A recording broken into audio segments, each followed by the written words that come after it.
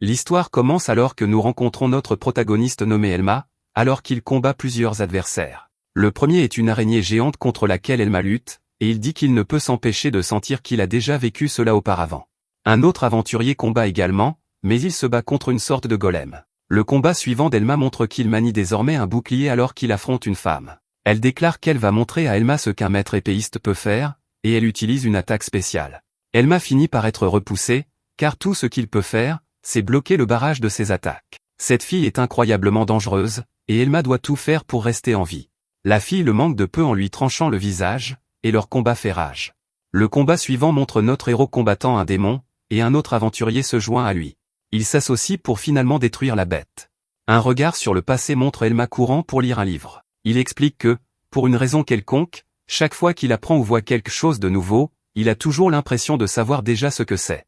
Chaque nouvelle chose qu'il rencontre lui donne la sensation de l'avoir déjà vu auparavant. Quelques années plus tard, nous voyons qu'Elma se prépare à participer à un rituel très important.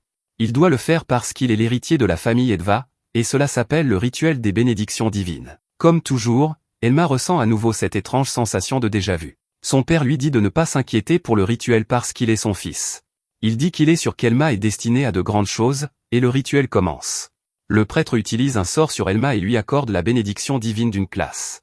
Alors que le sort s'active et choisit sa classe, Elma est plus sûre que jamais de reconnaître ce qui se passe. C'est à ce moment qu'il réalise qu'il a eu une vie avant de naître dans ce monde. Il se souvient enfin qu'avant de venir ici, il jouait de manière obsessive à un jeu VR en ligne appelé Magic World. Ce monde dans lequel il vit maintenant est exactement comme le jeu, et il comprend enfin ce qui se passe. C'est difficile à croire pour lui, mais il ne fait aucun doute qu'il a été réincarné. Avec tout ce qu'il sait sur le jeu, Elma est sûre que le bonheur et le succès lui sont garantis dans sa nouvelle vie. Cela étant, Elma espère obtenir sa classe préférée. C'est la classe surpuissante qui est réputée être la plus forte du jeu.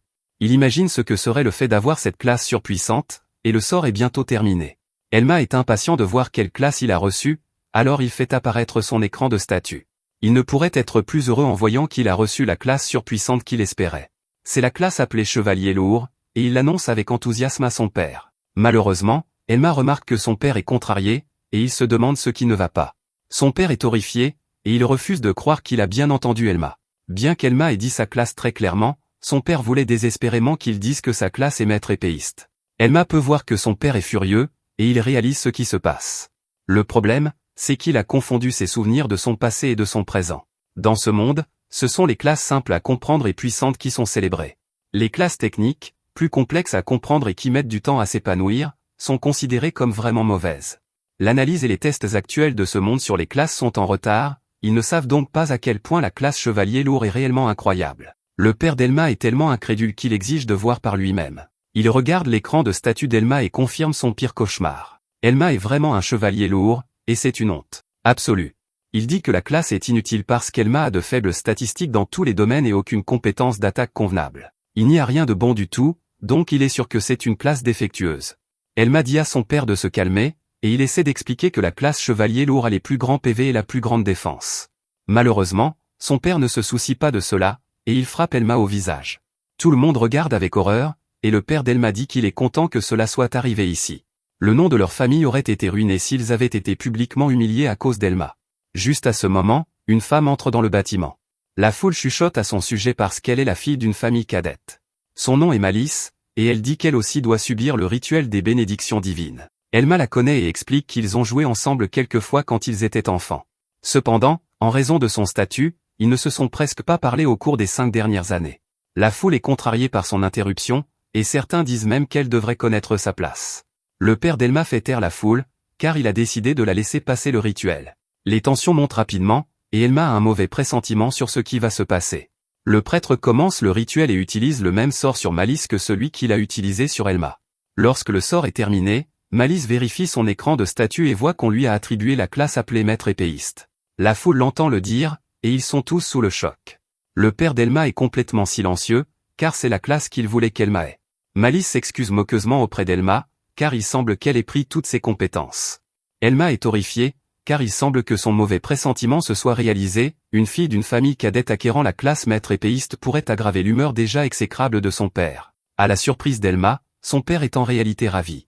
Il félicite Malice et dit qu'elle est un véritable membre de la famille. Il déclare qu'à partir d'aujourd'hui, elle sera sa fille, et qu'elle sera la véritable héritière de son trône. Elma est choquée d'entendre cela, et la foule n'arrive pas à croire qu'il ait nommé une fille d'une famille cadette son héritière. Malice a toujours pensé que ce serait Elma, mais elle est d'accord qu'il ne pourrait pas supporter ce fardeau. Le père d'Elma traite Elma de déception, et il lui dit de partir. Un chevalier lourd est une tache sur la réputation de leur famille, alors il déclare qu'Elma n'est plus son fils. Il exige à nouveau qu'Elma quitte le manoir pour toujours, et toute la foule quitte le côté d'Elma. Elma est tout seul, mais il est sûr que son père ne pense pas ce qu'il dit. Il essaie d'expliquer que Chevalier Lourd est en réalité une classe très puissante, et il promet d'apporter de l'honneur à leur famille. Son père le fait taire, cependant, et lui dit de ne plus jamais se montrer ici. Il avertit également Elma de ne plus jamais utiliser le nom de famille, sinon il lui fera trancher la tête. Elma est incrédule, et Malice ne peut cacher à quel point elle apprécie la situation. Le père d'Elma quitte la pièce, et Elma n'a d'autre choix que de partir aussi. Il parle une dernière fois au serviteur de la famille, et il n'arrive toujours pas à croire que son père ne l'ait pas écouté. Le serviteur lui donne de l'argent et s'excuse de ne pas pouvoir l'aider. Elma est chassée du manoir, mais l'expression sur son visage montre clairement qu'il est plus déterminé que jamais à prouver que tout le monde a tort. Alors qu'il s'en va, nous voyons que Malice l'observe avec un sourire aux lèvres. Un peu plus tard, nous voyons à quel point la ville est animée. Un homme nommé Seigneur Till dit à un public qu'il prévoit bientôt de passer une quête de promotion. Il explique qu'il a une certaine influence auprès des examinateurs, donc cela devrait être un jeu d'enfant. À proximité, une fille nommée Lucie dit qu'aujourd'hui est le grand jour. Elle promet de faire de son mieux, mais un homme de son groupe lui dit simplement de ne pas gêner. Il trouve son comportement étrange, et il souhaite juste qu'elle puisse au moins chasser normalement. À proximité, Elma arrive à l'auberge où il va séjourner. Il traite son père d'ordure pour lui avoir causé tant de problèmes. Il a perdu sa maison, sa famille et toute sa vie. Cependant, ce qu'il possède encore, c'est la classe Chevalier Lourd, qui est la plus forte de toutes. C'est une classe surpuissante, mais personne d'autre que lui ne le sait. Elma réfléchit ensuite à la façon dont ce monde, son histoire, son environnement, et même le nom de la ville ne ressemblent en rien à ce qu'ils étaient dans le jeu. Il y a beaucoup d'inconnus, donc il devra faire quelques recherches. Cependant, la première chose qu'il devra faire est de tester sa classe et ses compétences. Il dit, afficher les statistiques, et son écran de statut apparaît. Il réalise que, si les choses ont changé et que la classe Chevalier Lourd n'est vraiment pas surpuissante, alors il est fichu. Il examine tout et est soulagé de voir que la classe Chevalier Lourd est toujours surpuissante. Elle est exactement la même que dans le jeu, et c'est toujours la meilleure classe. Il regarde les arbres de compétences et explique ce qu'ils sont. Les arbres de compétences permettent à une personne de choisir quel type de compétence elle veut. Elma a actuellement 5 points de compétences restants, ce qui correspond aux points bonus initiaux obtenus lors de l'acquisition d'une classe. À partir de maintenant, il gagnera un point de compétence supplémentaire pour chaque niveau qu'il gagnera. Il dit que la façon dont ces points sont attribués déterminera le destin d'une personne. Elma explique ensuite qu'il existe 2 types de compétences, il y a les compétences fixes déterminées par la classe, et les compétences attribuées aléatoirement lors de la création du personnage. Parmi celles qu'il possède, celle appelée Serment de l'armure lourde est le seul arbre de compétences de classe fixe. Elma explique que les gens l'appelaient le plus faible des arbres de compétences du chevalier lourd. Il peut en réalité être assez puissant, mais il est difficile à utiliser, et beaucoup de ses compétences ont des applications limitées. Quant à l'arbre de compétences amélioration de la défense, Elma dit qu'il est assez utile. Il n'accorde aucune compétence, mais il augmente la défense. Ensuite, il y a un arbre de compétences appelé escrime débutant, qui n'est pas mauvais non plus. Lorsqu'il est maximisé, il peut être transformé en l'arbre de compétences escrime avancé avec des objets spéciaux. Elma sait déjà dans lequel de ceux-ci il veut mettre ses 5 points de compétences, alors il sélectionne Serment de l'armure lourde. Après avoir attribué ses 5 points, il atteint le niveau 2. Elma est stupéfait lorsqu'il acquiert immédiatement la compétence appelée Réflexion du rempart. De manière choquante, Serment de l'armure lourde atteint alors le niveau 5, et sa défense augmente de 10. Elma ne pourrait être plus excitée, et il déclare que c'est un excellent point de départ. Peu de temps après, nous retrouvons Elma dans la forêt, et nous voyons qu'il est entièrement équipé. Il prend un moment pour évaluer son environnement, et nous voyons ses statistiques actuelles. Il se ferait un chemin à travers la forêt jusqu'à ce qu'il rencontre un monstre grenouille appelé Arana. Il affiche les statistiques du monstre et voit qu'il est de niveau 2. La bête attaque notre héros, alors Elma utilise Réflexion du rempart pour bloquer l'attaque. Cette capacité crée un mur d'énergie en forme de rempart de château. Cette structure défensive est si puissante qu'elle vainc le monstre à elle seule. Elma est très satisfait de sa capacité, et les points d'expérience qu'il gagne du combat le font passer au niveau 2. Une explication de sa réflexion du rempart révèle qu'il s'agit d'une compétence courante. La description explique que, lorsqu'une attaque ennemie est annulée par sa défense, cette compétence inflige des dégâts égaux à la défense de l'utilisateur. Elma va récolter le butin de sa victoire et voit que le monstre a laissé tomber une pierre magique de niveau 2. Elle ne vaut pas grand-chose, mais Elma décide de la garder. Juste à ce moment, Elma doit rester sur ses gardes alors qu'il entend quelqu'un courir et appeler à l'aide. Un homme court pour sauver sa vie, disant qu'on le poursuit. Il supplie Elma de l'aider, et nous voyons qu'il est chassé par plusieurs monstres. Elma lui dit calmement de le laisser gérer cela, et l'homme se demande s'il peut vraiment les affronter seul. Il commence à penser qu'Elma pourrait être un aventurier célèbre, mais notre héros dit que ce n'est pas le cas. Il explique qu'il vient de monter de niveau il y a une minute pour la première fois de toute sa vie. L'homme est horrifié d'entendre cela, car cela signifie qu'Elma est encore plus faible que lui. Il est sûr qu'Elma doit être fou, car il est impossible qu'un débutant comme lui puisse affronter autant de monstres. Il dit à Elma d'enlever toute son armure lourde, car ils doivent fuir pour sauver leur vie. Elma ne l'écoute pas du tout, et il pense simplement au défi qui l'attend. Il reconnaît que sa compétence réflexion du rempart n'est pas parfaite, à moins d'annuler tous les dégâts avec une défense largement supérieure à l'attaque de l'adversaire, elle ne s'active pas. Elle est également inefficace contre des ennemis supérieurs et inconnus. Les monstres commencent à attaquer, alors l'homme essaie de dire à Elma de fuir. Elma ne bouge pas d'un pouce, et il se prépare à utiliser sa capacité. Malgré tous ces problèmes, Elma sait à quel point elle peut être puissante. Les monstres se rapprochent, et il active réflexion du rempart. Le mur est créé à nouveau, et tous les aranas s'y écrasent. Un par un, ils sont éliminés, et Elma annonce quelque chose. Il dit qu'il connaît déjà les ennemis de début. Son niveau est peut-être bas, mais il a augmenté sa défense avec les bonus des arbres de compétences et l'équipement. En ce qui concerne le combat contre les ranas, Elma déclare qu'il peut en vaincre des dizaines. Il utilise à nouveau réflexion du rempart, et il anéantit chaque monstre en vue. Des cadavres de ranas sont partout, et l'homme regarde avec émerveillement. Cet homme devant lui vient de vaincre autant d'ennemis à la fois, et il ne peut que se demander qui est cet homme. Elma donne son nom complet, mais il se souvient de ce que son père lui a dit, il a dit qu'il ne pourrait plus jamais utiliser le nom de famille, sinon sa vie serait terminée. Notre héros retire ce qu'il a dit, et il se présente simplement comme Elma le chevalier lourd.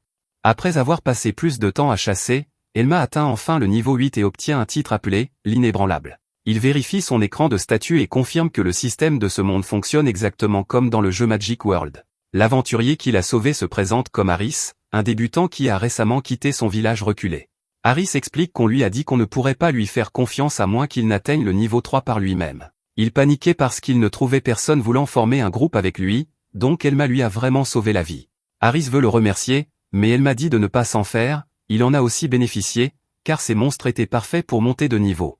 Elma a bien l'intention de prendre toutes les pierres magiques, cependant, et Harris accepte sans aucune plainte. Harris demande ensuite à Elma de former un groupe avec lui lorsqu'ils retourneront en ville. Il suppose qu'Elma a du mal à trouver du travail pour lui-même, et il sait que les classes défensives ne sont pas très populaires. Cela fait réfléchir Elma à la façon dont son père l'a maltraité lorsqu'il a découvert sa classe. Chevalier lourd est considéré comme défectueux dans ce monde, et son père lui a dit qu'il était complètement inutile. Étonnamment, Harris dit qu'il pense qu'Elma est incroyable et qu'il ferait une excellente équipe.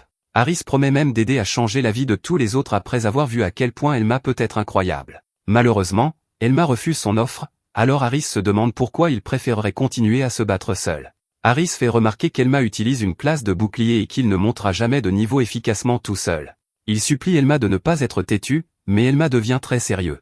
Harris est pris au dépourvu, et Elma s'excuse simplement. Au fond de lui, Elma sait qu'Harris a raison car les classes défensives protègent normalement les alliés et attirent les attaques ennemies. Cependant, inclure des membres de groupe signifie qu'Elma devrait partager toute l'expérience qu'il gagne. Pour la façon dont Elma veut monter de niveau, c'est vraiment pénible. Elma veut gagner des niveaux, des objets, des compétences et des titres aussi rapidement que possible. Il doute également que quiconque croirait à sa connaissance du potentiel caché du chevalier lourd. Plus important encore, Elma n'a pas de temps à perdre car il lui reste encore tant de choses à accomplir, comme atteindre son plein potentiel et se venger de son père. Au fil de la journée, Harris continue d'essayer de convaincre Elma en disant qu'il fait cela pour son bien. Il souligne qu'Elma est incroyable, mais qu'il ne peut aller que si loin avec sa méthode actuelle. Il ne peut pas continuer à farmer des ranas éternellement, alors il dit qu'ils devraient viser plus haut ensemble. Juste à ce moment, Elma sent quelque chose de dangereux se cacher dans les arbres autour d'eux. Les tensions montent rapidement, et Harris commence à paniquer alors qu'il essaie de chercher ce qui arrive. Soudain, un monstre araignée géant tombe d'en haut. Harris est horrifié car cette créature ne devrait pas se trouver près d'une zone de chasse pour débutants. Harris esquive de justesse une attaque, et Elma vérifie les statistiques du monstre. Il découvre que cette bête est une arandibe de niveau 16, ce qui signifie que l'araignée géante a 2 fois le niveau d'Elma. Elma réalise qu'elle utilise une compétence appelée « rampe inquiétante » pour cacher sa présence. L'arandibe possède également poison ralentissant, et une attaque dangereuse appelée griffe flamboyante. Malheureusement, la réflexion du rempart d'Elma est presque inutile lorsqu'il combat des ennemis de niveau bien supérieur, sa défense doit être 2 fois plus élevée que leur attaque, sinon la compétence ne s'activera pas. Elma détermine que son attaque, griffe flamboyante, le tuera en un seul coup si elle touche. Harris réalise qu'il a probablement attiré l'araignée vers eux, et il se blâme lui-même. Il est terrifié, mais il propose tout de même de distraire la bête pendant qu'Elma s'enfuit. Elma jette un coup d'œil à Harris, et il est assez évident à quel point il a peur. Notre héros refuse de s'enfuir et dit calmement à Harris qu'il va gérer le monstre lui-même. Harris pense qu'Elma a perdu la raison car les débutants ne peuvent pas vaincre une Arandipe. Il sait qu'Elma est vraiment fort, mais battre cette chose est juste physiquement impossible. Elma peut voir que ce combat sera dangereux, mais il déclare qu'il n'est pas complètement impossible à gagner. Elma ouvre son écran de statut et voit les 7 points de compétence qu'il a gagnés plus tôt. Il met chaque point dans serment de l'armure lourde et débloque une nouvelle compétence. La nouvelle compétence s'appelle désarmement, et elle réduit l'attaque d'un adversaire chaque fois qu'Elma porte un coup. Elma explique que la réduction est exactement de 20% et dure 1 minute. Il déclare que c'est la compétence dont il avait besoin car affaiblir l'Arandipe peut faire activer réflexion du rempart. Elma défie la bête et dit qu'il va s'occuper de ce monstre araignée. Ce combat est à haut risque et haute récompense, et Elma dit que rien ne le motive plus qu'un combat comme celui-ci. L'Arandipe charge sur notre héros, mais Elma évite ses bras puissants et reste calme. Elma connaît déjà ses schémas d'attaque et sa portée grâce au jeu, donc il est sûr qu'elle ne peut pas le toucher facilement.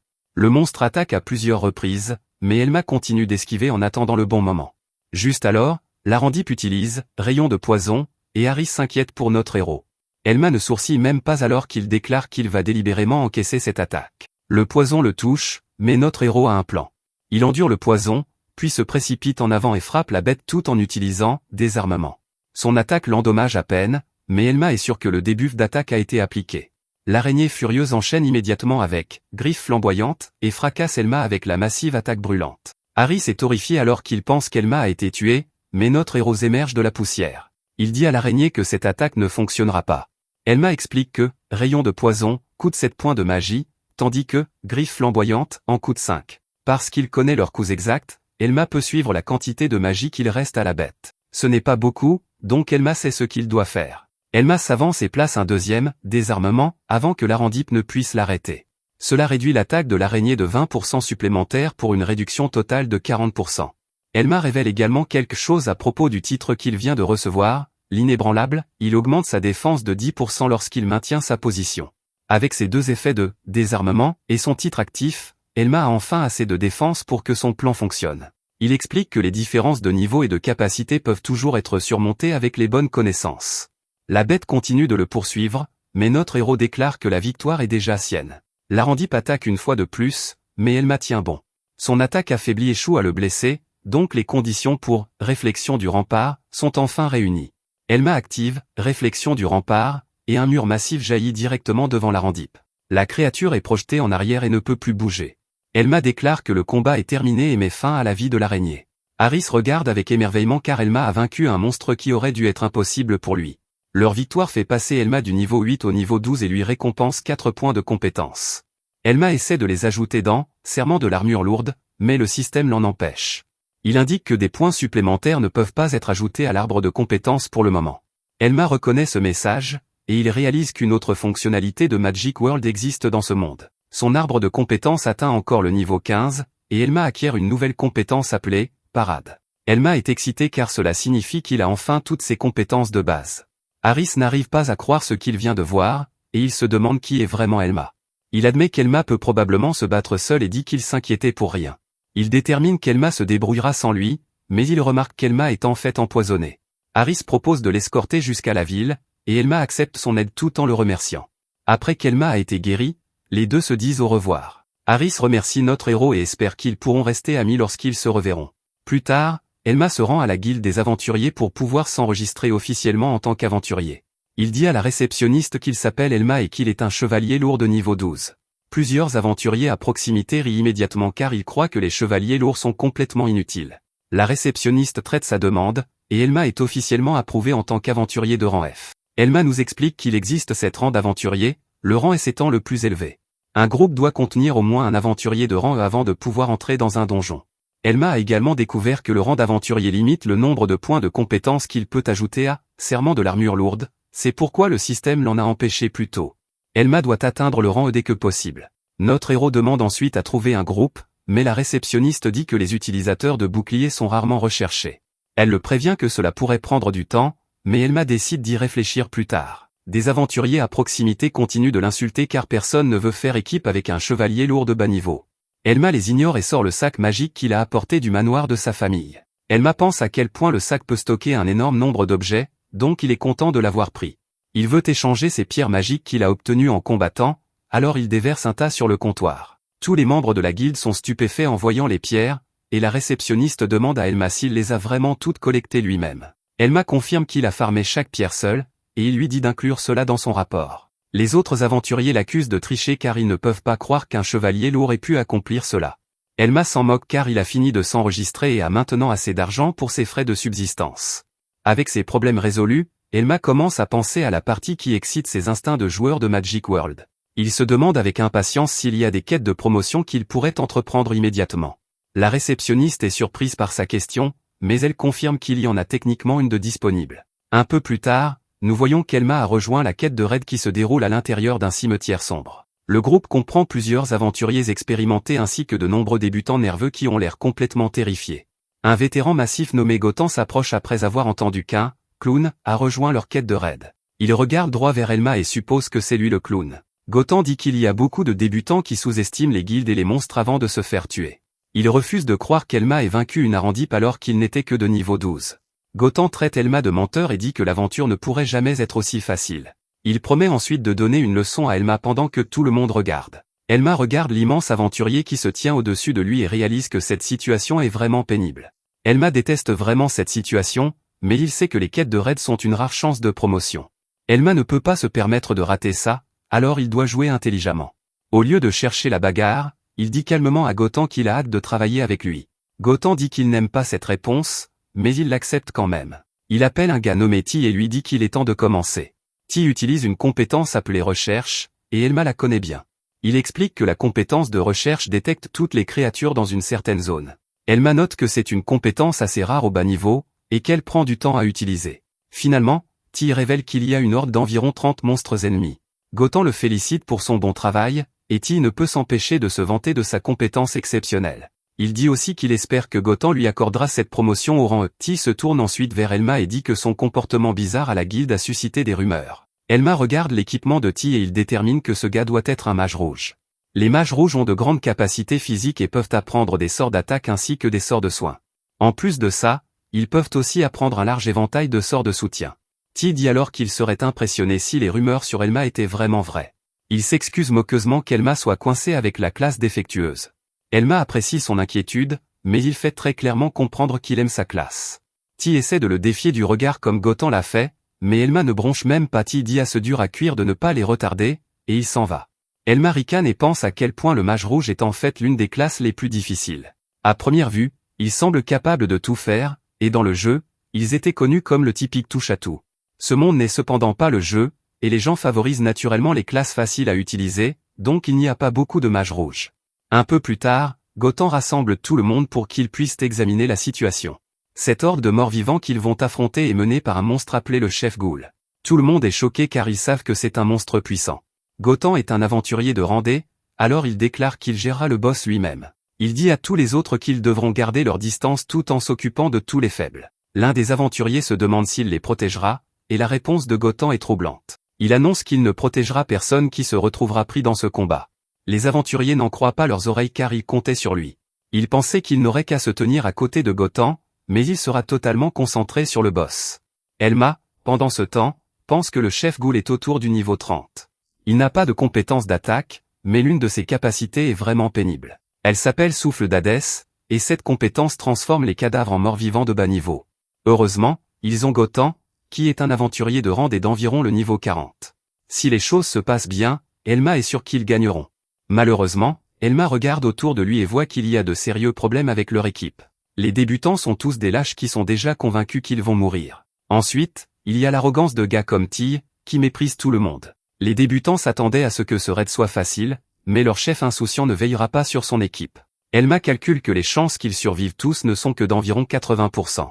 Ce sont des chances décentes pour un jeu, mais ce monde est une toute autre histoire. La mort ici est plus qu'un simple revers, alors Elma décide de prendre la parole. Il dit à Gotan qu'il pense qu'il devrait donner des instructions plus spécifiques à tout le monde. Tout le monde est stupéfait, et Gotan se demande ce qu'il veut dire. Elma fait remarquer que le rapport sur la horde de morts-vivants n'est peut-être pas totalement exact. Il sera trop tard s'ils ne sont pas préparés et qu'ils attendent simplement que le pire arrive. Gotan est visiblement agacé, et les autres n'arrivent pas à croire qu'Elma lui fasse des suggestions.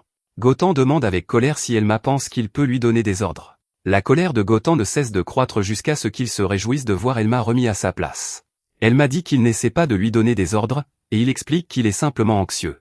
Il s'humilie en disant qu'il est nerveux parce qu'il est un aventurier de bas niveau et inexpérimenté. Il dit qu'il est anxieux à propos de ce combat, et il fait remarquer que les autres ressentent la même chose. Il sait qu'un vétéran comme Gotan pourrait voir tout cela comme une routine. Cependant, les autres apprécieraient vraiment quelques instructions supplémentaires avant la bataille. Gotan déclare qu'il n'est pas un babysitter, mais étonnamment, il accepte de le faire. Malheureusement, Ti s'en mêle parce qu'il n'aime pas qu'Elma parle au nom de tout le monde. Il déclare que seuls ceux qui ont des classes défectueuses ont peur de quelques morts-vivants faibles. Ti se moque ensuite d'Elma pour avoir pleurniché auprès de Gotan juste avant la bataille. Les autres aventuriers admettent tranquillement qu'ils ont peur aussi, mais ils restent silencieux. Ti ruine les efforts de notre héros en annonçant qu'ils n'ont besoin d'aucune instruction pour faire face à ces monstres. Il dit que les lâches peuvent rester hors de leur chemin en courant vers l'arrière. Juste à ce moment, tout le monde doit se mettre en garde, car la horde de morts-vivants est enfin arrivée. Ils apparaissent dans toutes les directions, et Ti montre à quel point il est vraiment un lâche. Il tremble de peur, mais notre héros se prépare au combat. Le chef Ghoul annonce sa présence par un rugissement retentissant, et Ti tombe à terre. Gotan ne perd pas de temps et ordonne à Ti et Paul de dégager le chemin pour qu'il puisse atteindre le boss. Il se précipite dans la bataille, et Elma prend un moment pour analyser le chef ennemi. Sa massue ne semble pas être quelque chose de spécial, alors il détermine que Gotan et les autres devraient s'en sortir. Elma dit ensuite aux aventuriers restants qu'il est temps de s'occuper des suivants du gros chef. Ils sont horrifiés, cependant, car ils ne veulent pas charger une armée entière de monstres. Ils savent que ces choses ne sont que des morts-vivants, mais ils font remarquer qu'ils n'auront aucune chance s'ils sont encerclés. Ils disent qu'ils ne sont venus ici que parce qu'ils pensaient que Gotan assommerait les monstres pour eux. Au lieu de cela, ils ne se concentrent que sur le boss, alors ils ne savent pas quoi faire. Elma réalise maintenant pourquoi tous ces gars sont si peu motivés pour se battre. Il est assez clair qu'aucun d'eux n'a jamais eu à faire face à une horde de monstres auparavant. Pour empirer les choses, ils sont confrontés à des morts-vivants d'apparence effrayante, et on ne leur a donné aucune instruction appropriée. Elma comprend pourquoi ils hésitent tous, alors il décide de prendre les choses en main lui-même. Il ordonne à tout le monde de former des équipes de 3 pour qu'ils puissent se couvrir mutuellement. S'ils parviennent à faire cela, les morts-vivants ne pourront pas les vaincre. Les aventuriers acceptent de le faire, mais ils se demandent ce qu'Elma va faire. Elma révèle qu'il sera sur la ligne de front, attirant les morts-vivants vers lui. Cela leur donnera un peu de temps pour se rallier. Les autres font remarquer que c'est beaucoup trop risqué pour lui de faire ça tout seul. Les chevaliers lourds sont vraiment lents, et il ne pourra pas se soigner assez vite. Juste à ce moment, un mort-vivant essaie d'attaquer l'aventurier, mais Elma le dévie instantanément avec sa compétence parade. Cette compétence utilise une épée ou un bouclier pour dévier les attaques ennemies et créer des ouvertures. Elma part plusieurs autres attaques avec facilité, et les aventuriers regardent, émerveillés. Elma utilise ensuite des armements alors qu'il fait rage à travers toute la horde avant d'éliminer tout un groupe de morts-vivants avec réflexion de rempart. Les aventuriers sont stupéfaits car Elma a éliminé tous ces monstres en un clin d'œil. Elma leur dit de ne pas s'inquiéter car attirer des hordes d'ennemis est le travail d'un chevalier lourd. Il dit que si quelque chose d'imprévu se produit, il veut qu'ils le disent aux autres immédiatement. Elma annonce qu'il les aidera aussi, et le groupe n'en croit pas ses yeux. La bataille fait rage, et Elma affronte seule la plupart des morts-vivants. Les aventuriers n'arrivent pas à croire ce qu'ils voient car Elma est censée n'être qu'un chevalier lourd. Vaincre autant de monstres fait passer Elma au niveau 16, et il gagne un autre point de compétence. Elma est très satisfait car Parade fonctionne encore mieux que prévu. Combattre autant d'ennemis à ce niveau est aussi vraiment efficace pour monter de niveau. Il vérifie ses statistiques, et il est ravi de voir que tout augmente régulièrement.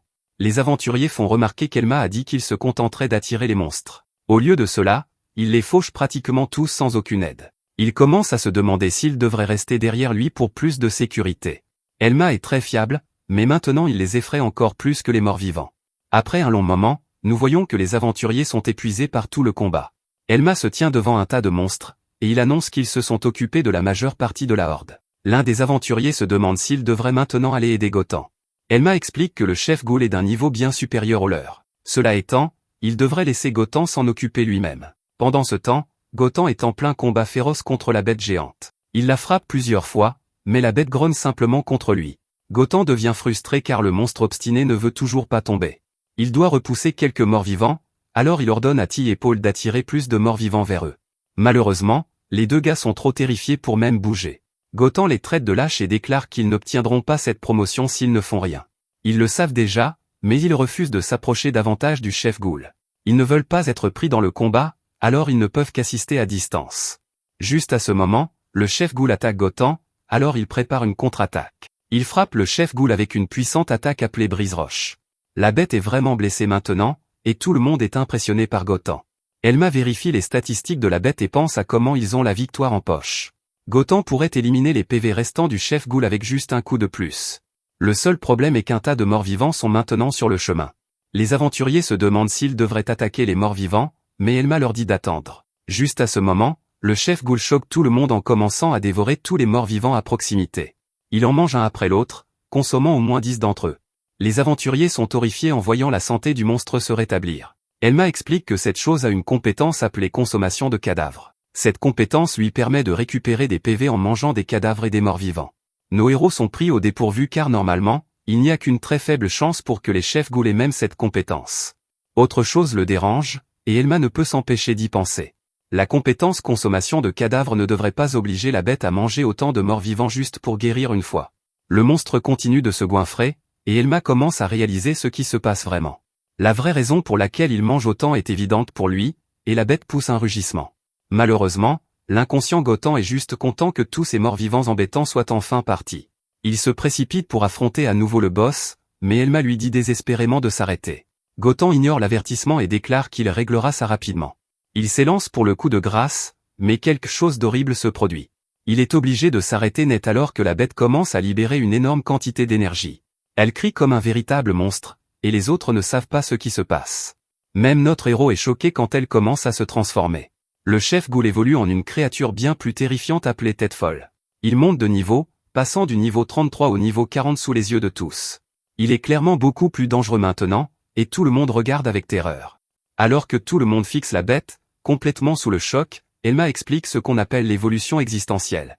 C'est un événement rare qui se produit lorsque certaines conditions sont remplies, cela fait principalement référence à des monstres qui éveillent des capacités latentes et se transforment en une autre espèce pour échapper à des situations difficiles. Même dans le jeu du monde magique, les conditions exactes de l'évolution existentielle n'ont jamais été claires. À ce moment précis, Elma réalise que la bête s'apprête à faire quelque chose, et il dit à Gotham de s'éloigner.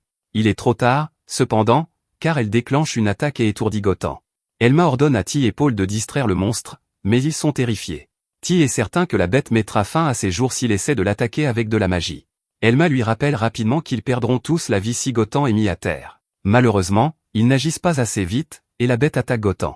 Gotham est complètement sans défense, et il subit d'importants dégâts tandis que les autres ne peuvent que regarder.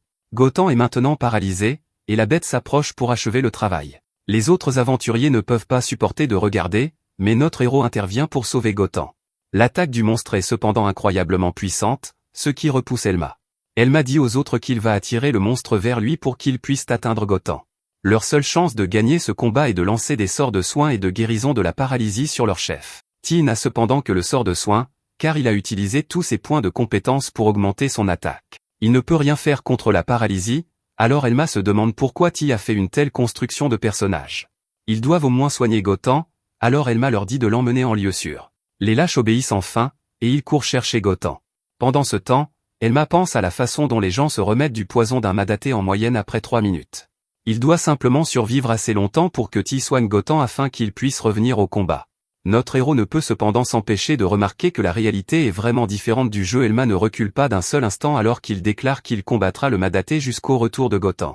Les autres aventuriers pensent qu'Elma est fou parce que les aventuriers de rang F ne peuvent pas combattre une telle bête, certains d'entre eux commencent même à s'enfuir car ils savent qu'ils seront les prochains après que la bête aura éliminé Elma.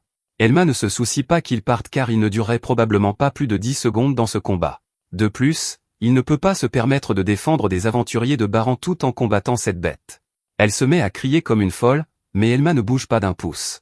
Il pense simplement à l'énorme différence de niveau entre lui et le monstre. Il est au niveau 16, tandis que le madaté est au niveau 40. Une seule erreur signifiera sa mort, il doit donc être prudent. À ce moment, le madaté se renforce une fois de plus, et notre héros parvient tout juste à esquiver son attaque. Étonnamment, Elma court dans l'autre direction, et la bête le poursuit. Elle finit par perdre la trace de notre héros, alors Elma essaie de la tromper. Il la fait regarder dans une direction en lui lançant une pierre, puis il s'approche pour une attaque. Malheureusement, la bête l'évite et est presque stupéfaite de voir que c'est maintenant elle qui a perdu la trace de son adversaire. La bête réussit à porter une attaque surprise, et elle envoie notre héros voler. Elma réitère que la différence de niveau est trop grande, et il dit que la situation est mauvaise. Il n'avait jamais imaginé qu'il affronterait un adversaire aussi puissant alors qu'il était si peu préparé. Cependant, il estime que c'est un très bon test de ses capacités. Il déclare qu'il ne serait pas un homme si ce combat ne lui faisait pas battre le cœur. Il charge à nouveau, et les autres aventuriers ne comprennent pas ce qui se passe. Le chevalier lourd tient quand même tête au monstre qui a mis Gotham à terre. Un gars est vraiment impressionné, et il se demande si Elma pourrait peut-être gagner. L'autre aventurier lui dit de ne pas être stupide parce qu'Elma est en train de perdre lentement, c'est un miracle qu'il soit encore en vie, et il ne tiendra probablement pas beaucoup plus longtemps. Elma continue d'esquiver les attaques, mais il réalise quelque chose, s'il continue de laisser le Madaté attaquer, il finira par être touché. Il sait qu'il devra contre-attaquer s'il veut tenir la bête en respect.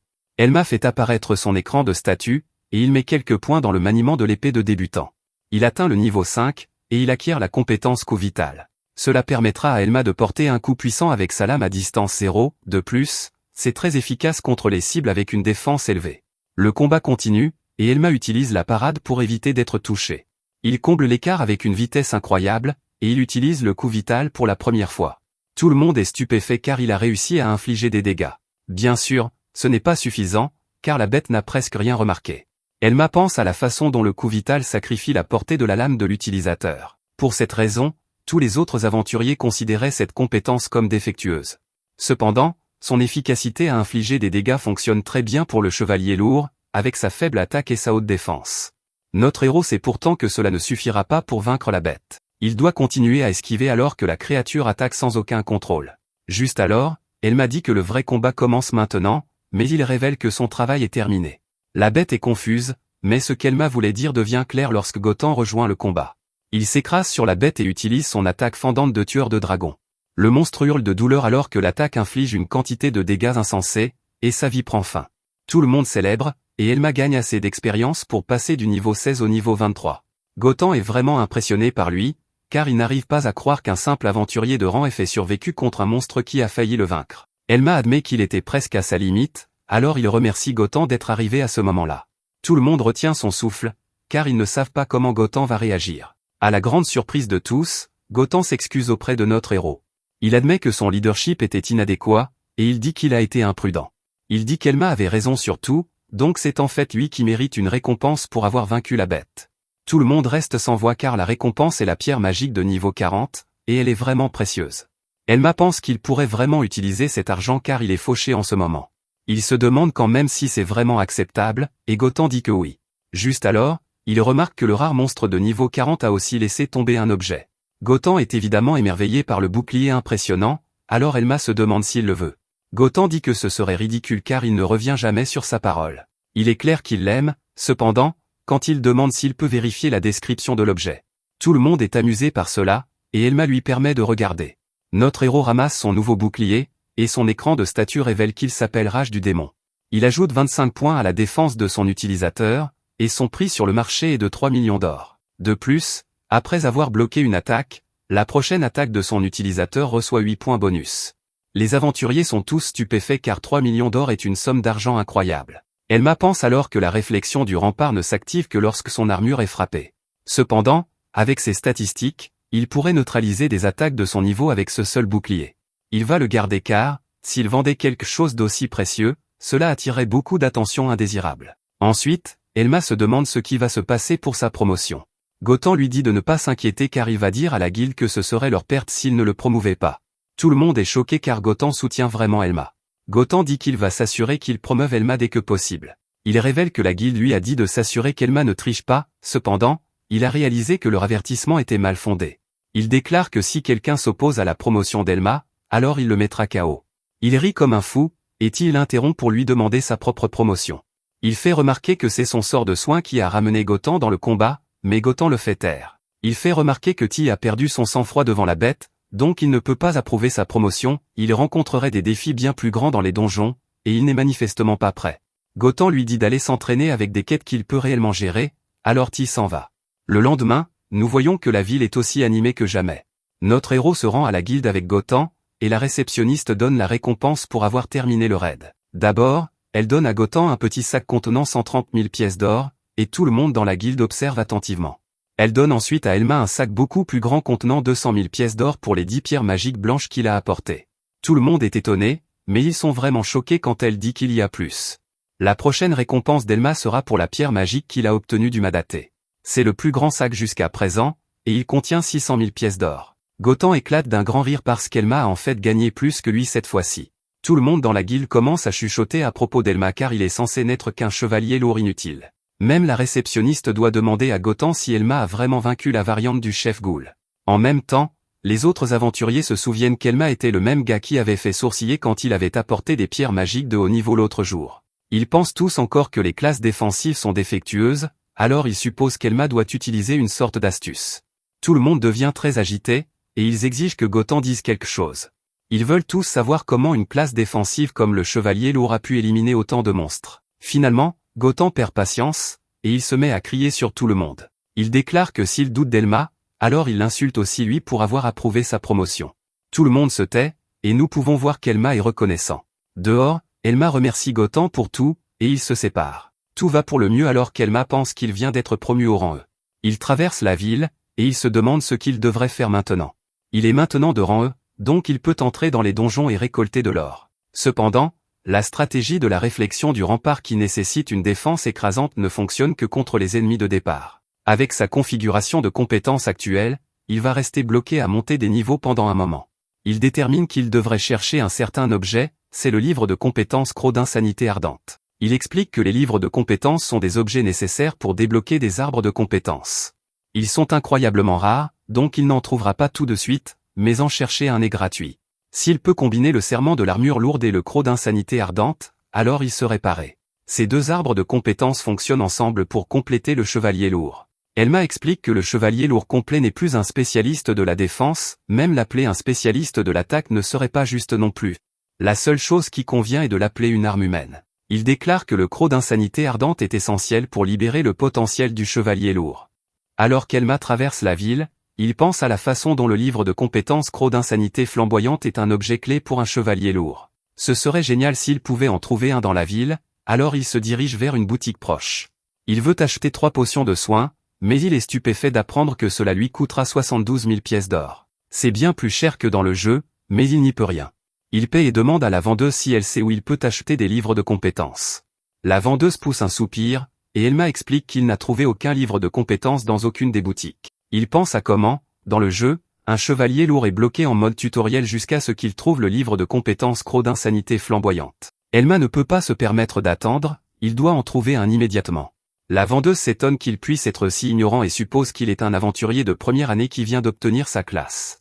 Elle explique que l'achat et la vente de livres de compétences sont interdits. Les gens sont autorisés à utiliser les livres de compétences qu'ils acquièrent, mais sinon, la guilde des aventuriers les donne aux nobles et à l'église. Elma est stupéfait car c'est son pire cauchemar. Les livres de compétences sont d'une rareté extrême, et il ne pourrait jamais en trouver un par lui-même. De plus, on ne peut même pas espérer trouver un livre de compétences que l'on désire vraiment. Elma avait bien senti que les nobles étaient plus puissants ici que dans le jeu, et cela le confirme. Pour empirer les choses, son père possède probablement tous les livres de compétences collectés dans cette ville.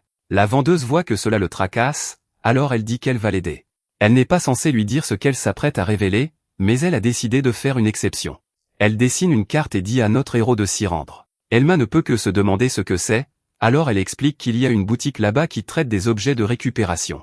Elma se souvient que les récupérateurs sont des gens qui pillent les corps des aventuriers décédés. Elma dit qu'il pensait que ces objets étaient censés être signalés à la guilde des aventuriers.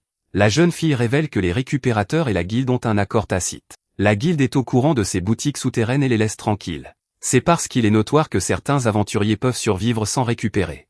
Aussi, si tout le monde suivait simplement les règles, la plupart des objets finiraient entre les mains des nobles plutôt que dans celles des familles des aventuriers décédés. Elle explique que les nobles achètent les livres de compétences à bas prix et les thésaurisent au lieu de les utiliser. Cela la dérange visiblement, car elle dit que les nobles ne savent pas à quel point il est dur d'être aventurier. Elma n'en revient pas d'avoir été si naïf car, s'il n'avait pas retrouvé ses souvenirs, il serait probablement encore un noble. Il pense qu'il préférerait mettre fin à ses jours plutôt que de dire à quiconque qu'il est le fils d'un noble. Elma suit ensuite la carte pour trouver la boutique mystérieuse. À l'intérieur, il est accueilli par une fumée épaisse, et il se demande si cet endroit aura ne serait-ce que des livres de compétences. En regardant autour de lui, il est ravi d'en trouver 5. Cet étrange marchand dit à Elma que cette salle des grimoires brisés n'est pas pour les débutants comme lui. Elma s'empresse de dire qu'il a de l'or et qu'il aimerait regarder ses livres de compétences. Elle lui donne la permission car ses empreintes sales ne les rendront pas moins précieux.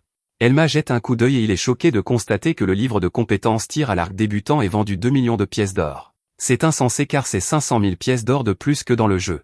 Il se souvient que, dans le jeu, le prix du marché était basé sur les échanges entre joueurs. Il détermine que ce prix est probablement aussi basé sur les prix du commerce réel. Elma réalise que le prix des livres de compétences est gonflé parce que les nobles les thésaurisent. Notre héros est encore plus choqué quand la vieille dame dit que, pour ce livre, elle facturerait 3 millions de pièces d'or. Elle dit qu'elle doit facturer plus car c'est un commerce très risqué. Les officiels ferment les yeux, mais si leur supérieur le découvre, elle pourrait y laisser sa tête. Elma n'arrive pas à croire que, dans ce monde, même les livres de compétences de base pour débutants soient extrêmement chers. Même s'il vend le bouclier de la rage du démon, il n'aura que 3 millions de pièces d'or au total. Il est sûr que cela ne suffirait pas pour acheter un livre de compétences extrêmement rare comme celui qu'il recherche. Les 5 livres de la boutique sont aussi assez rares, mais ce n'est pas ce qu'il cherche.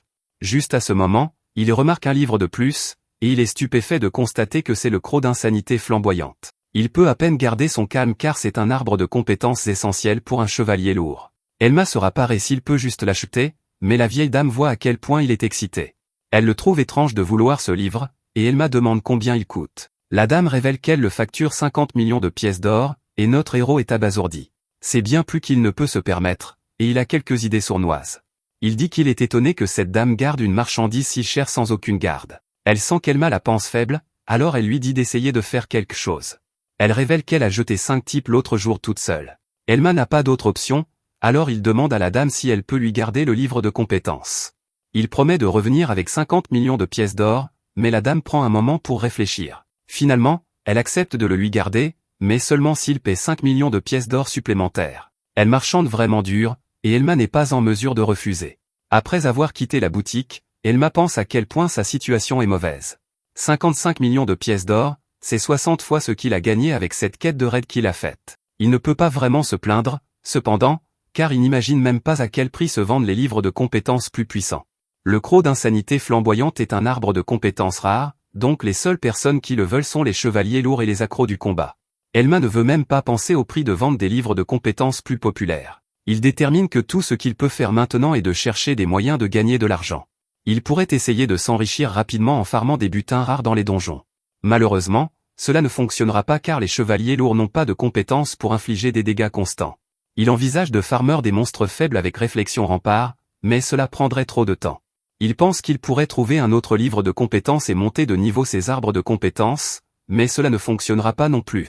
Il cesserait de les utiliser une fois qu'il aurait acquis le croc d'insanité flamboyante, et il préférerait ne pas gaspiller de points de compétences.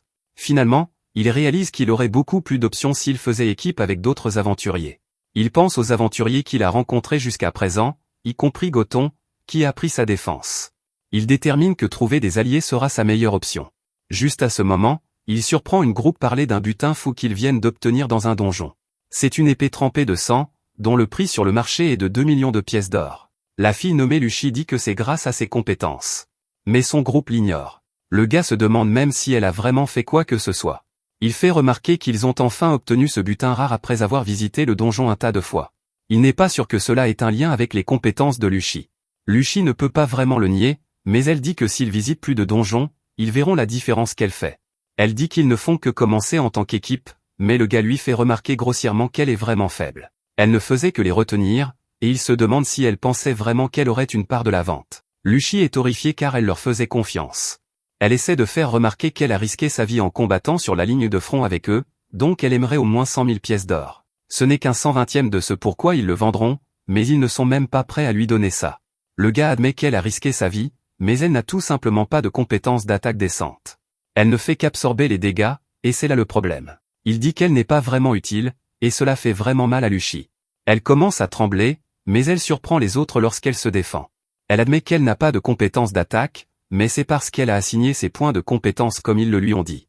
Il ne la traite d'inutile qu'après avoir gagné beaucoup d'argent, et elle dit que c'est vraiment méchant. Le gars se sent insulté et dit à Lucie qu'elle est confuse.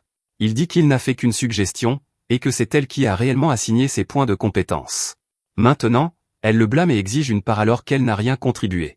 Elma regarde et pense que ce genre de choses arrivait toujours dans Magic World. Un mauvais build et une dispute sur la façon de partager le trésor est une histoire vieille comme le monde. Vous assignez vos points de compétence pour vous adapter à votre groupe, mais la situation change et vos choix deviennent dénués de sens.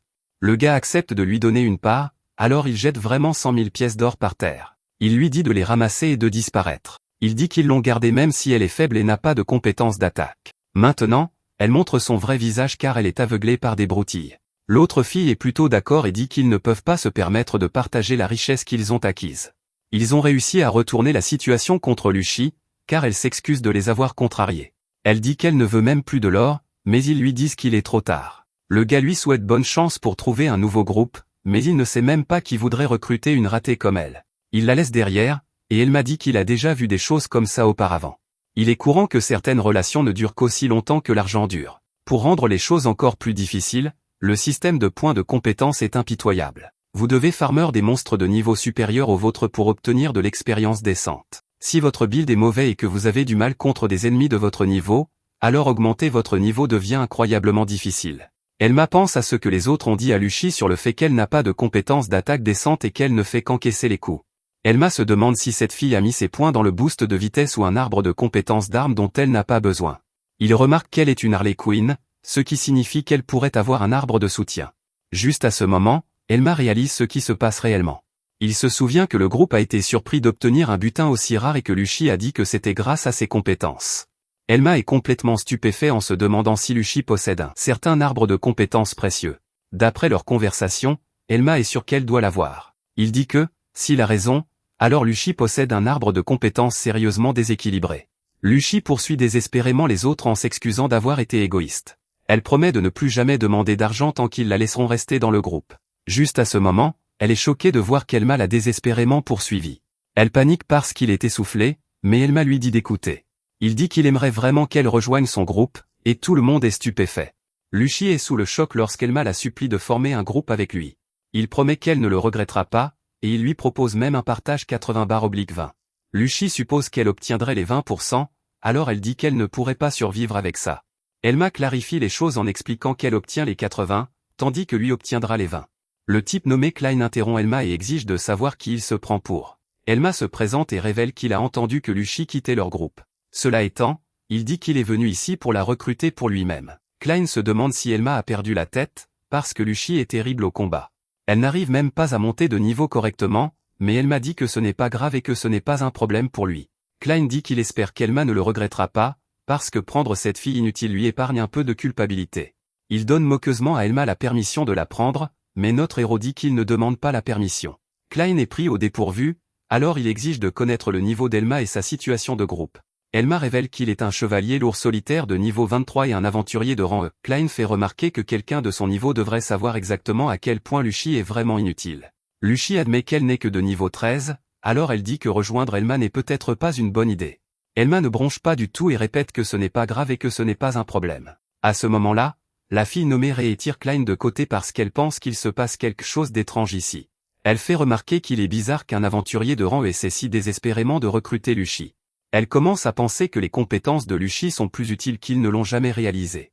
Klein la rabroue en déclarant que les compétences de Luchi n'ont rien fait et qu'elles sont inutiles. De plus, il dit qu'un chevalier lourd n'aurait pas pu atteindre le niveau 23 tout seul. Il pense qu'elle ment, qu'il a été exclu de son groupe, ou qu'il drague juste Luchi. Klein admet qu'ils ne veulent pas que la rumeur se répande qu'ils ont exclu quelqu'un pour sa mauvaise construction.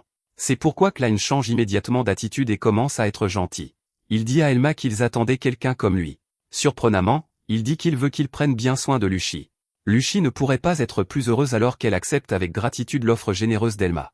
Elle a hâte de travailler avec lui, et Elma dit qu'il ressent la même chose. Il pense qu'il a officiellement gagné son tout premier membre de groupe. Malheureusement, Klein n'a pas encore fini. Alors qu'il félicite les deux pour leur nouveau groupe, il rappelle à Luchi qu'elle n'a jamais acheté d'armes décentes, alors il pointe les 100 000 pièces d'or qu'il a jetées par terre. Il appelle ça un cadeau d'adieu et dit à Luchi de les ramasser par terre. Luchi le remercie et elle va les chercher, mais Elma lui dit de ne pas les ramasser. Au lieu de cela, il dit à Klein de ramasser lui-même les pièces qu'il a jetées par terre. Il fait remarquer que même un enfant peut faire ça, et appeler ça un cadeau après l'avoir jeté est tout simplement ridicule. Tout le monde est stupéfait, et Elma dit à Luchi qu'il est temps d'y aller. Elle se demande s'ils vont vraiment laisser autant d'argent, et Elma dit qu'il s'en moque. Il explique qu'il vaut mieux ne rien devoir à des gens comme eux. Klein est furieux alors qu'ils partent, et il leur dit de s'amuser à être inutiles ensemble avec leur classe défectueuse. Un peu plus tard, Lucy remercie Elma de l'avoir invitée à rejoindre son groupe. Elle se demande timidement s'il l'a aidée parce qu'il est tombé amoureux d'elle au premier regard. C'est la seule raison qu'elle peut imaginer pour qu'une personne de niveau supérieur au sien prenne sa défense. Elle déblatère sur le fait d'être mignonne, mais Elma coupe court à toutes ses bêtises. Il devient très sérieux et va droit au but. Il lui demande si elle a un arbre de compétences de dame, et Lucy devient complètement silencieuse. Elle reste sans voix, parce qu'il ne devrait rien savoir à ce sujet.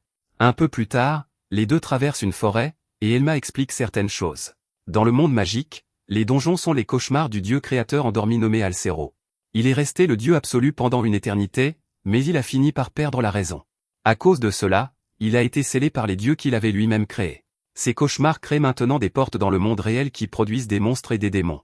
Nos héros arrivent à l'un de ces donjons, et Elma dit qu'on les appelle aussi des trous de rêve. Celui-ci est l'entrée de la boîte à jouets de l'ange, et son niveau recommandé est de 50. Lucy se demande si Elma est vraiment sûre de vouloir d'elle dans son groupe, et elle lui montre son écran de statut. Elle essaie de lui montrer à quel point elle est inutile, mais Elma s'en moque. Il lui dit juste qu'elle ne devrait pas montrer ça aux gens, et Lucy est stupéfaite.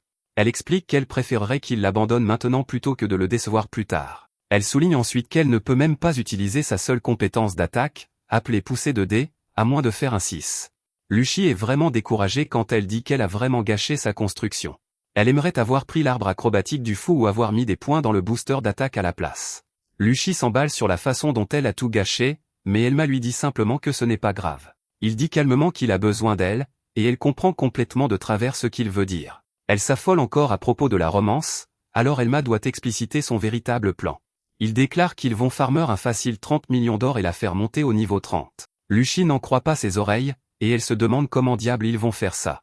Elma pense qu'il sera plus facile de lui montrer, alors ils entrent dans le donjon pour commencer. À l'intérieur, Elma pense que le niveau recommandé est de 50, mais il connaît tous les monstres qui apparaissent ici. Le plan est simplement de farmer quelques niveaux dans les étages supérieurs du donjon. Elma attirera les ennemis vers lui pendant que Lucy les vaincra avec son couteau perce-fer. Lucy déclare qu'Elma lui a acheté ce couteau cher, alors elle ne peut pas être une mauviette. Un regard sur le couteau montre qu'il donne plus 3 attaques, et son prix sur le marché est de 550 000 pièces d'or. Il est très efficace contre les adversaires coriaces, car il réduit la défense de la cible de 15% avant de calculer les dégâts. Lucy promet de protéger Elma pour lui rendre l'appareil pour le couteau. Elle promet de faire ce qu'elle peut pour être à la hauteur de ses attentes inexplicables. Juste alors, ils rencontrent leur premier monstre, et Elma révèle que c'est un ours en pièces rapportées. Lucy fait remarquer que son apparence est mignonne, mais son niveau l'est beaucoup moins. Elma explique qu'il a une statistique d'attaque de 22, donc Lucy survivra même si elle est touchée. La seule chose qu'elle ne peut pas encaisser est un coup critique, mais Elma a aussi prévu le coup. Il dit qu'il peut neutraliser l'ours en le déséquilibrant au début de son attaque. Il gérera toutes ses attaques pendant que Lucy attaquera depuis son angle mort pour l'abattre. Son dernier avertissement est que Lucy fasse attention à ses griffes et crocs dangereux. Le combat commence, et Elma utilise une compétence appelée piétinement d'ombre sur la bête. Le fait qu'Elma marche sur l'ombre d'une cible l'empêche de s'enfuir tant que son pied touche le sol. Lucy se met en place, mais elle est confuse parce que l'ours ne semble pas avoir de griffes ni de crocs. Juste à ce moment, l'ours l'horrifie alors que d'énormes griffes et crocs jaillissent de son corps. Il déchaîne une volée d'attaques, mais Elma bloque chacune d'elles avec son bouclier. L'ours est tout amoché, alors Elma dit à Lucy que c'est à son tour. Il lui ordonne de frapper l'ours, alors elle enchaîne les attaques. Elle crie que ce n'est même plus mignon, et elle porte le coup décisif. Les PV de l'ours tombent à 0 alors que nos héros parviennent enfin à le vaincre. Elma se demande combien de niveaux elle a gagné, mais Lucy panique complètement à propos d'autre chose. Aucun objet n'est sorti de l'ours, alors elle le supplie de lui laisser tomber quelque chose. Lucy crie d'agonie alors qu'elle craint d'être exclue de son groupe à nouveau pour ne pas avoir apporté de valeur. Elma lui dit de ne pas s'inquiéter, car ils ne l'ont éliminé que pour les points d'expérience. Il prévoit d'en éliminer quelques autres, donc quelque chose finira par tomber. Juste à ce moment, d'autres ours arrivent, alors ils utilisent exactement la même stratégie. Ils vainquent une tonne d'ours, et ils obtiennent enfin une pause. Lucy célèbre alors que les ours laissent enfin tomber des objets, et ils en laissent même tomber 2 d'affilée. L'objet s'appelle le bouclier d'ours, et il donne à son utilisateur plus 12 en défense. Son prix sur le marché est de 200 000 pièces d'or, et elle m'a dit qu'ils peuvent aussi bien les prendre. Il pense ensuite à quel point il est étrange que ces objets soient tombés les uns après les autres. Ces objets ne tombent généralement pas comme ça, alors il sait qu'autre chose se passe. Il se demande s'il se souvient mal de son taux de chute du jeu, mais ça ne peut pas être ça. Elma se souvient alors que la patte de chat de Luchi est une compétence spéciale qui augmente la chance de 500%. Si sa statistique de chance de départ était élevée, cela expliquerait tout. Elma se demande pourquoi le groupe de Klein n'a jamais réalisé la valeur de Luchi, et il détermine que ce n'est qu'un groupe de débutants. Ils ont dû simplement s'habituer à avoir des taux de chute très élevés dès le début. Luchi se demande si elle a été utile, alors elle m'a dit qu'elle l'a été, et il la remercie d'avoir rejoint son équipe. Elle est ravie, et elle se demande s'il devrait collecter 10 autres boucliers d'ours. Elle m'a dit que ce n'est pas nécessaire, parce qu'elle a déjà gagné assez de niveaux. Il déclare que le vrai travail commence maintenant, et Luchi n'a aucune idée de ce qu'il veut dire. À ce moment-là, son écran de statut révèle qu'elle a déjà atteint le niveau 20. Elma déclare alors que leur nouvel objectif sera de chasser le rana doré. Luchi est complètement choquée alors qu'elle imagine la bête dorée. Merci d'avoir regardé mon récapitulatif. N'oubliez pas d'aimer la vidéo.